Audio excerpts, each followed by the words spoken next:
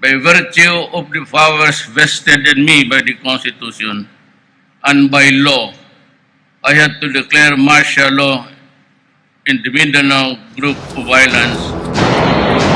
Last May 23, President Rodrigo Roa Duterte declared martial law because of the siege in Marawi.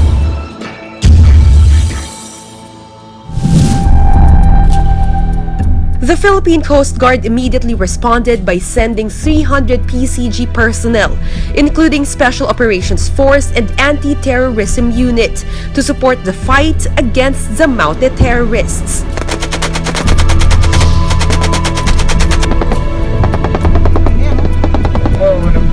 Medyo malapit-lapit kayo dyan, tatlo sir, baka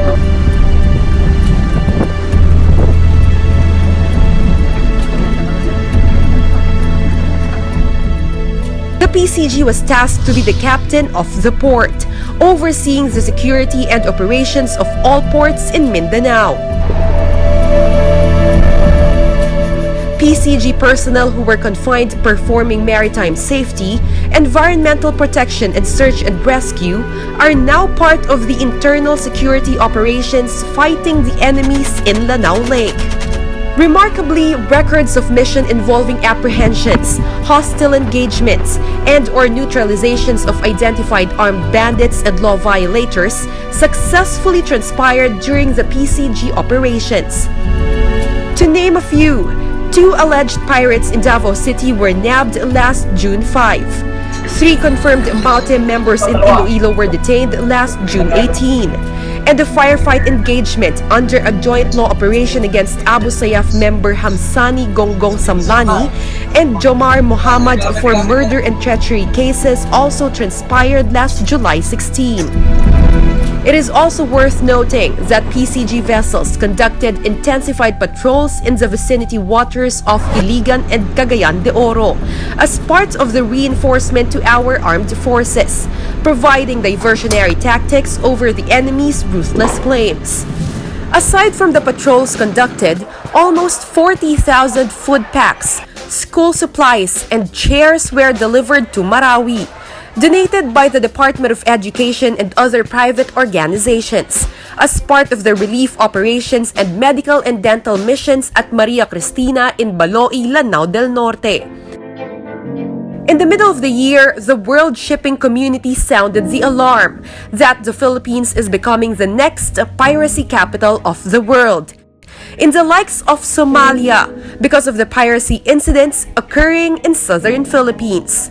The Philippine Coast Guard was invited to the Regional Cooperation Agreement on Combating Piracy and Armed Robbery in Singapore to debunk such claim and allay fears of piracy escalation in our territorial waters. In intensifying the maritime security over such alarming threats, the Department of Transportation, upon the initiative of the PCG, issued memorandum circulars aimed to avert the proliferation of piracy, one of which is the safety, security, and environmental numbering system for all Philippine-registered vessels and/or watercrafts. Under this scheme, all watercrafts plying our territorial waters will be considered suspicious and will be apprehended without bearing the identified markings.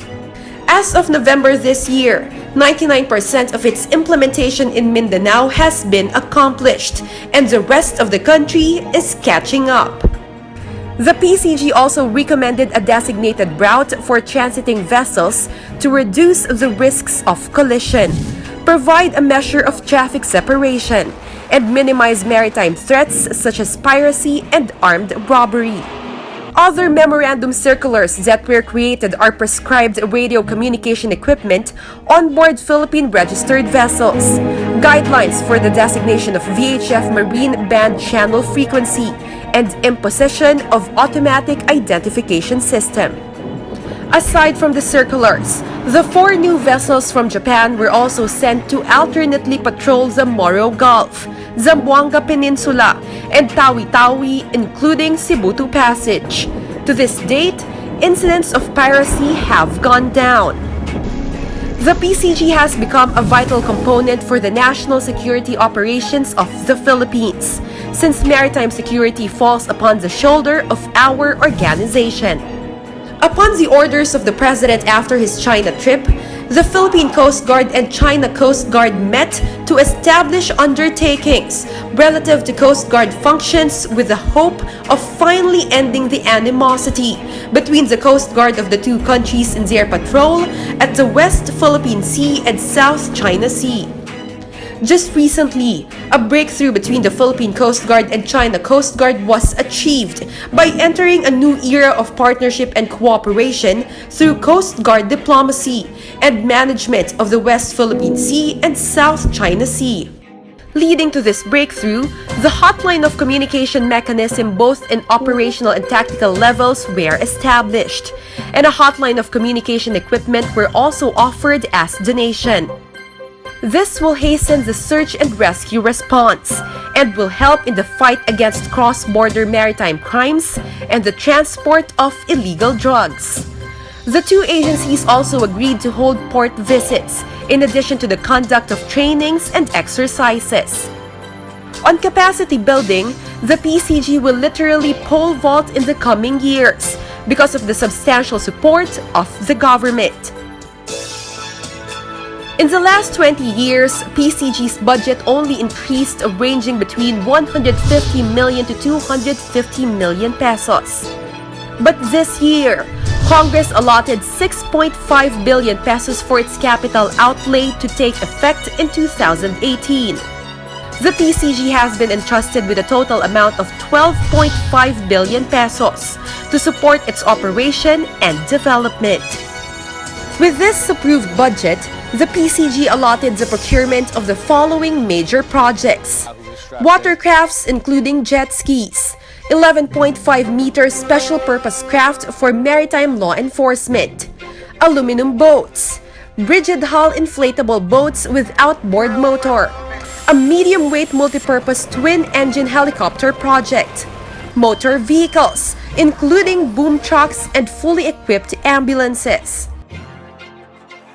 Security equipment including submachine guns 9mm, assault rifles 5.56mm, sniper rifles 308mm, light machine guns 7.62mm, 50 caliber anti-material sniper rifles, 50 caliber heavy machine guns, 9mm pistols, 12.7mm heavy machine guns with automatic gyro stabilizer, and 12.7mm heavy machine guns. Information and communication technology including office productivity and unified vessel numbering system.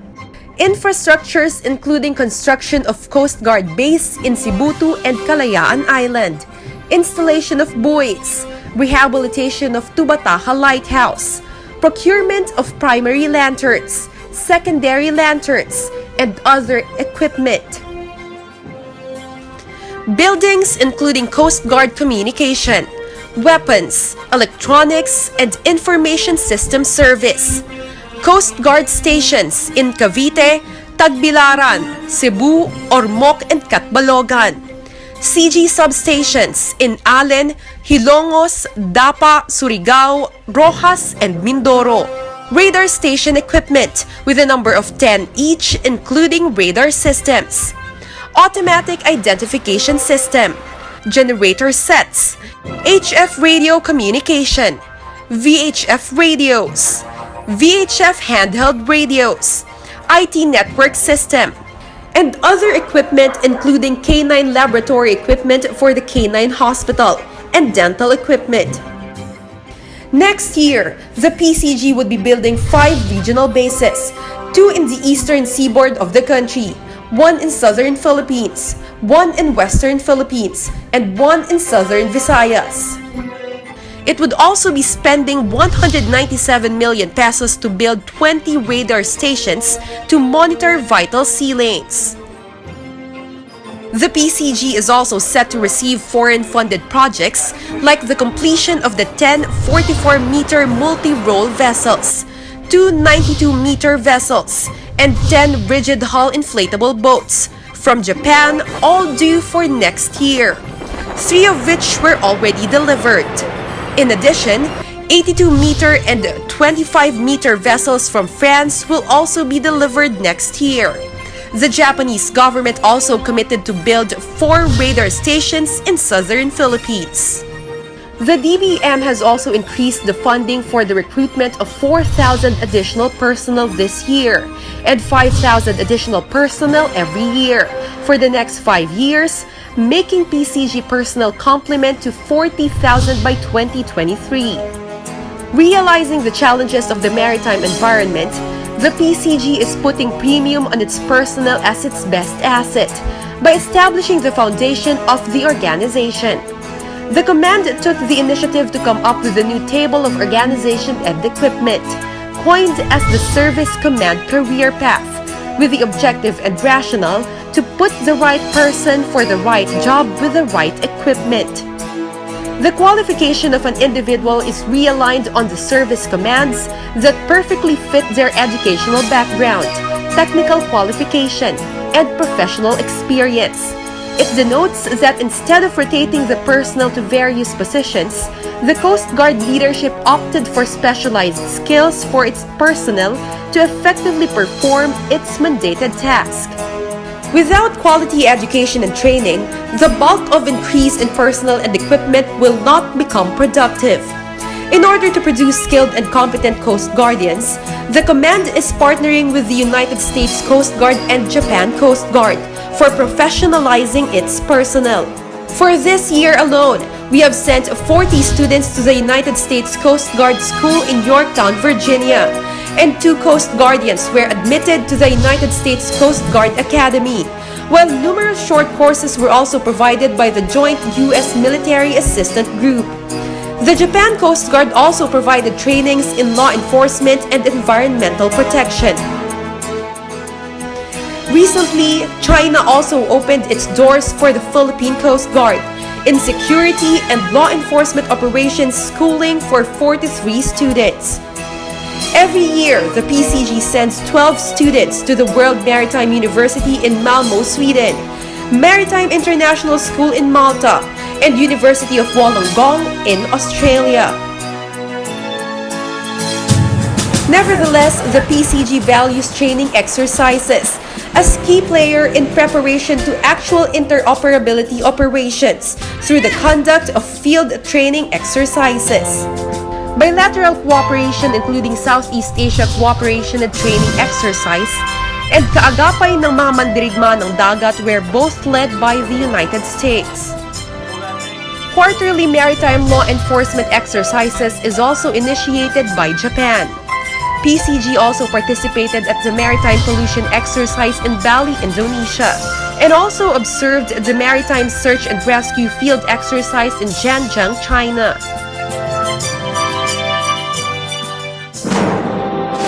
These are all part of the preparations ahead of the challenges. Now that we have the equipment, personnel, and skills, we are ready to go an extra mile in protecting the maritime domain of our country.